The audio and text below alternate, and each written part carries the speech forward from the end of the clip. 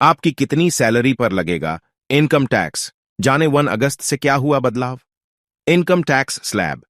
देश में income tax return file करना महत्वपूर्ण कामों में से एक है। इसकी आखिरी तारीख 31 जुलाई थी।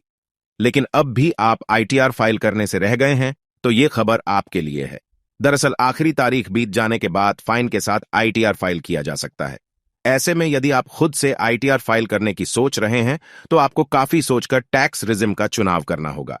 दरअसल देश में इनकम टैक्स के ओल्ड टैक्स रिजिम और न्यू टैक्स रिजिम 2 व्यवस्था लागू है। आइए इस सभी चीजों को समझते हैं। नई टैक्स व्यवस्था की बात करें तो इसके तहत सालाना 7 लाख तक की कमाई वालों को इनकम टैक्स नहीं देना होगा। इसमें कुल 5 स्लैब्स हैं।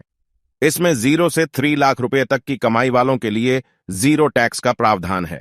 वहीं 6 लाख से 6 लाख की आय पर 3%, 6 से 9 लाख की आमदनी वालों पर 10%, 9 से 12 लाख रुपए पर 15%, वहीं 12 से 15 लाख पर 20% और 15 लाख से ऊपर की आय पर 30% टैक्स लगेगा।